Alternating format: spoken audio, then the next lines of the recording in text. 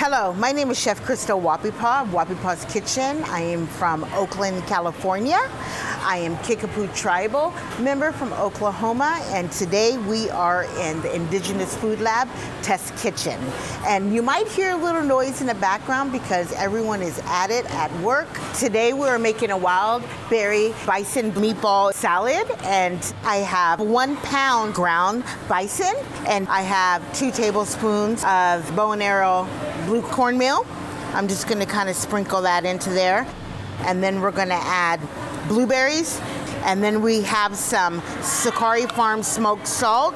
We'll have a teaspoon. We're going to form it into a meatball. This dish right here is really known to be an old dish, especially to different tribes. So much, I think the meatball is more of a colonial word, but this one right here is just an old dish. It's being binded with the blue corn. It has really nice, good flavor, and we're not adding egg products. This is something very natural. This recipe will actually make up to 8 meatballs, and so this will feed up to 2 to 3 people. It all kind of depends what you want to pair it with. It's really nice to pair it up with some hand harvest wild rice, or you can even have it with little potato wedges if you like. We have some rendered bison fat. If you don't have like the rendered bison fat, it's always good to use like an olive oil or a substitute as in duck fat, just because of the bison can really dry out. I'm gonna take off my gloves really quick, and I'm gonna have my heat is gonna be on medium. So as we're waiting for this to kind of warm up, what we're gonna do is we're gonna just add just a little teaspoon of the fat, and then I'm just gonna grab the meatball, put them into the pan,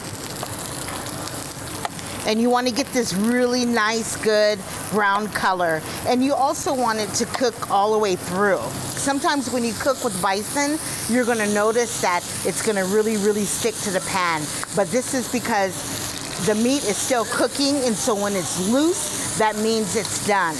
And we can go ahead and start sauteing onto that. So let's let those cook for a little bit. And then from there, we have this really nice saucepan right here, and this is where the mixed berries come in. So we have the blueberries. At the same time, I'm gonna add blackberries. You can add as much as you want. We're just really going for this nice berry color. We have raspberry. We're gonna have a tablespoon of maple, and then we're gonna let this kind of cook down as I cut the strawberries. Make sure you cut the strawberries kind of small, only because sometimes when you are doing a berry sauce, the strawberries take the longest to cook. Once it has a really good brown, you want to bring it into a low heat as it's cooking, and sometimes you'll see a little of the blueberries kind of fall out just a little bit. That's fine. And then I'm going to show you a little trick here. What we're going to do is add water. I'm adding a cup of water to mine. You see all the flavor that's coming into here? Then it's gonna cook all the way through, and it's gonna stay juicy. So you don't have to fry as I'm frying my meatballs. You can also bake it on 350 for like 30 minutes. So why is this dish called a wild berry? Well, we're gonna add choke cherries. So you'll have this little bitterness of the choke cherries and the mildness when it comes to the maple, and then you have the raspberries, and then also you have your strawberries.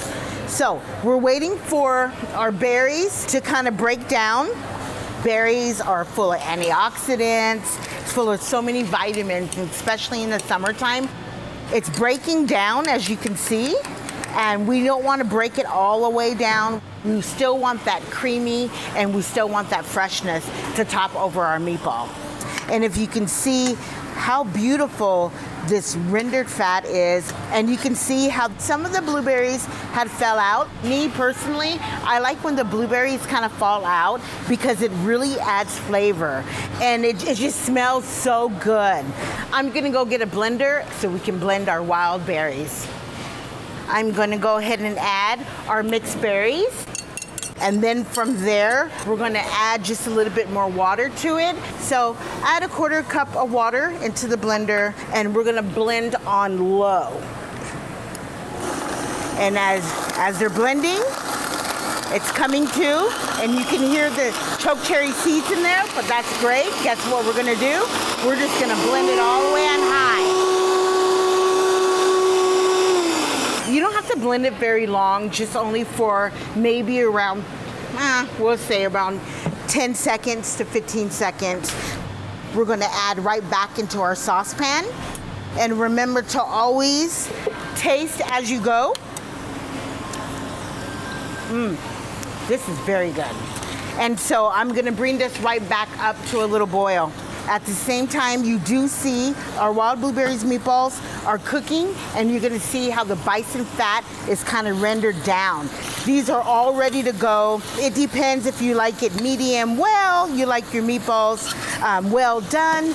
Then we're gonna turn off. All together on the stovetop, they're gonna be cooking for 15 minutes. And it's always good once you have your meatballs are ready. Even if you pull them out the oven, you wanna go ahead and let them set. Pull them to the side and let them set, where all the juices can go right back into it.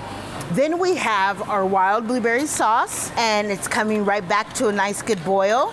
All right, I like to strain it. I kind of press it against the wall.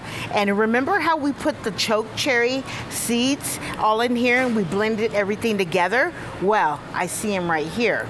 And then I'm gonna go ahead and kind of clean the bottom, add that right there. And then what we're gonna do is we're gonna add just a little citrus. So I have a lemon, and I'm just gonna kind of shoot this lemon juice in here. It just kind of wakes the berries up. So how we're gonna build our salad, and this is like one of the funnest things I like doing personally, is I like just kind of building things out, and we eat with our eyes. When you see color, it actually is a endorphin, a healing endorphin, and it actually makes you happy when we eat with colors. So when we're in berry season, it's even better. So I have this beautiful lettuce mix right here. We have raspberries kind of placed on there. We have, I call them gooseberries. A lot of people call these ground cherries. And we're gonna add this onto the salad. I have some strawberries. We're gonna go ahead and slice up. You can present it in any way you want.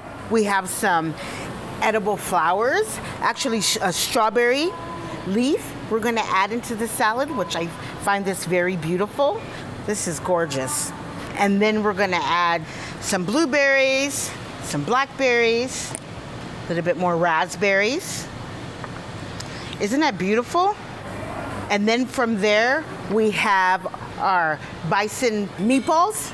You can have so many different proteins added to your salad. If not, if you don't want protein, you don't have to add that on there. It's really like a really good lunch and even a good dinner all at the same time.